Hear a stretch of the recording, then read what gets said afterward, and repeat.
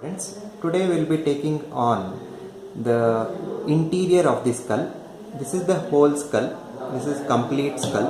If you cut the skull at this level, so we are going to have a cut section of the skull. This part is the interior of the skull, which has different cranial fossas, and this is the calvaria. So first we will discuss about the calvaria. So if you try to see the calvaria, this is the, we will go from anterior to the posterior side. So if you try to see this calvaria anteriorly, it is having what we call it as the outer table. There is a inner table and the diploic spaces. Can you see some spaces? This is called as diploic spaces, where are diploic veins.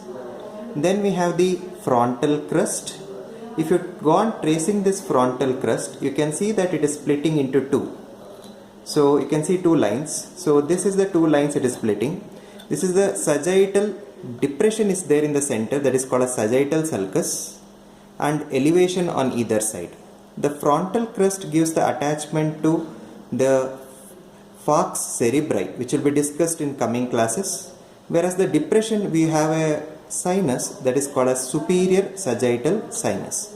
If you trace back to the posterior aspect, the sulcus will be continuous with the internal occipital crust. We will discuss in the cranial fossa.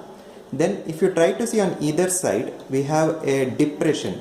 You can see here impressions which you can see.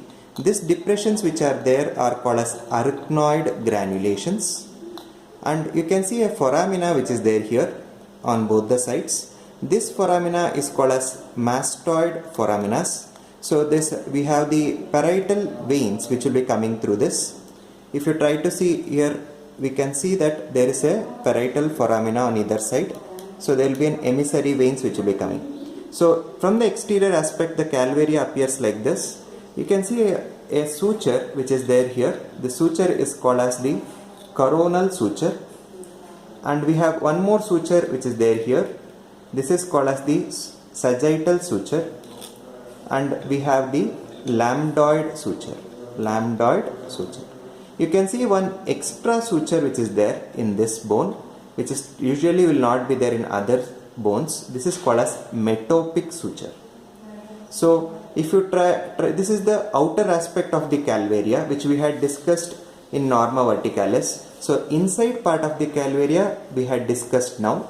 And if you go to the lateral aspect of the calvaria, you can see some vessel markings. This is the middle meningeal veins which are marked on either side. So we have an anterior division of the vein markings and the posterior division. So these are the things which are there in the calvaria. To recapitulate, we have the frontal crust part, and we have the superior sagittal sulcus with elevation, and we have arachnoid granulation, the parietal foraminas with the emissary veins, and then the inner aspect also has this venous markings of middle meningeal vein. So next part will be taking on cranial fossas, will be taking next. So if you try to see the cranial fossa, you can see this is the anterior cranial fossa. This part is called as anterior cranial fossa. So the extent of anterior cranial fossa is from the, can you see an elevation here with the pencil which we have marked? So this is the frontal crust up till to the sphenoidal crust. This sphenoidal crust will be ending in a form of a pointed projection that is called as anterior glenoid process. Anterior glenoid process. So from here to here is the anterior cranial fossa. So from the sphenoidal crust, you can see a triangular bone here. This triangular bone is called as the petrous part of temporal bone. This is the superior border of petrous part of temporal bone which will be present. So from the sphenoidal crust up to the superior border of petrous part of temporal bone is the middle cranial fossa. So from the superior border of the sphenoidal, this is the petrous part of the temporal bone, to in almost internal occipital protuberance, this part is called as posterior cranial fossa. So when we are discussing, we'll first discuss about the median structures, then the lateral structures. So in each fossa. So coming to the anterior cranial fossa, this is called as the frontal crest. If you try to see, it is ending in a form of a foramina. So the foramina which is there here is called as the foramina cecum.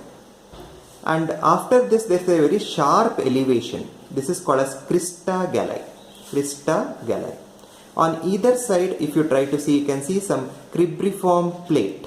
This is the cribriform plate of ethmoid bone.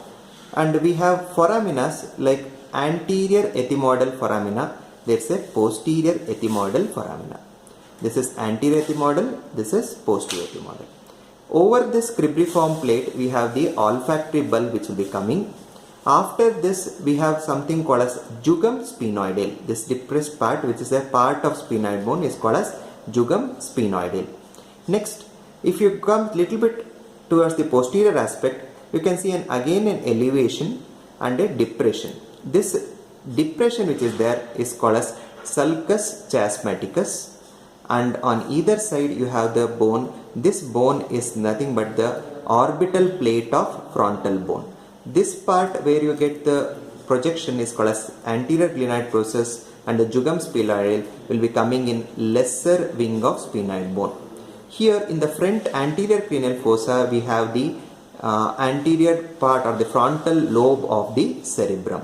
So in the next class, we will be taking upon middle cranial fossa and posterior cranial fossa. Thank you.